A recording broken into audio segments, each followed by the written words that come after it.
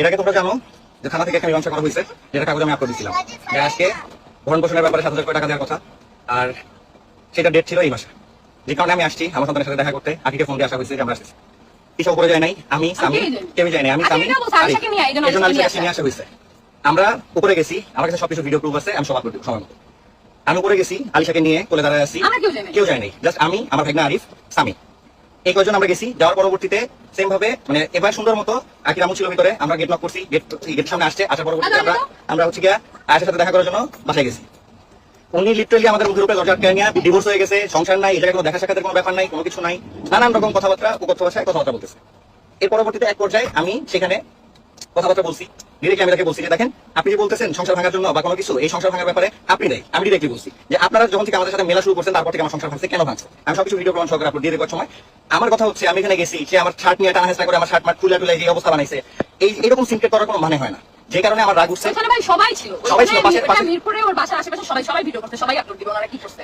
আর যেখানে আমরা সবাই ঘুরতে গেছিলাম সেখানেও বলছে যেহেতু আমরা মিরপুর আসছি আয়েশার সাথে দেখা করে যাই, এখানে সবাই আছে, আমরা এখানে রাজা মৌসুমী আছে, এখানে হচ্ছে 203 আছে, তারপরে আরো ওরা বলছে ঠিক আছে তাহলে আয়েশার সাথে দেখা করুক। আমরা গাড়িতে নিচে বসা ছিলাম, ওরা চারজন জাস্ট উপরে গেছে। আমি বলছি যেহেতু আখি আলিশাকে দেখতে চাইছে, আজকে আমাকে বলছে তুমি আলিশাকে নিয়ে যাও সাথে করে। আর আখি বলে আসা হয়েছে, হ্যাঁ আখি বলে আসা হয়েছে, সবাই দেখছিস আখির সাথে আমি কথা বলছি, হ্যাঁ আখি বলছে হ্যাঁ আগে হচ্ছে আলিশাকে নিয়ে আয়, সেটাও বলছে।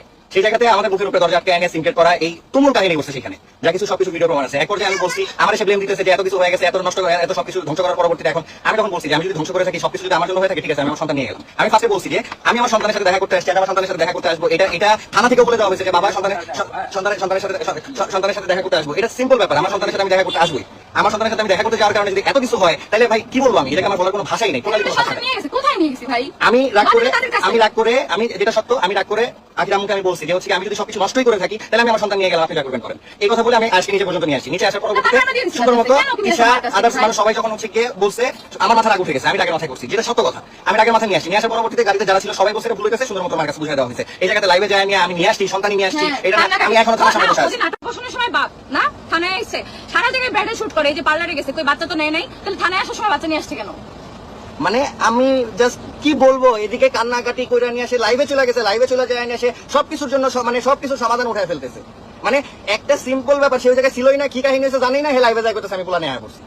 তারপরে কি কারণে হচ্ছে ভরণ পোষণের ব্যাপারেও গেলা, ভরণ পোষণ নেওয়া আমার কোনো সমস্যা নেই, আমার সন্তান আছে, ভরণ পোষণ আমি দেবো। কিন্তু আমার কথা হচ্ছে যেখানে কথা হচ্ছে যে দেখা করতে পারবো, কথা বলতে পারবো, গত কয়েকদিন ধরে তো কথা বলতেছি না, তো আজকে দেখা করতে যাইনি, এমন অপমান করার কি আছে?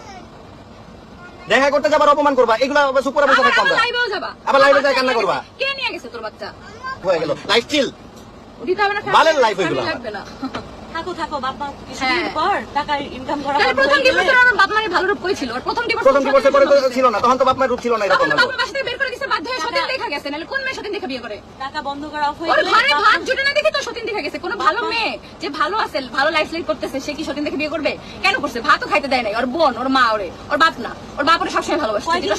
কয়দিন ফরিউতে থাকবে? আমার কথা হচ্ছে এইগুলোর মানে কি, এইগুলা কি প্ল্যানিং? এগুলো প্ল্যানিং করে করা যে হচ্ছে কি বাচ্চা দেখতে আসবে, সিনক্রেট করবো, তারপরে আহাদের মাথা গরম হয়ে যাবে, আহাদ একটা সিনক্রেট করবে, এরপরে লাইভে যাই আমি কান্নাকাটি করবো, ফরিউতে ছিলাম না, ফরিউতে চলে আসলাম।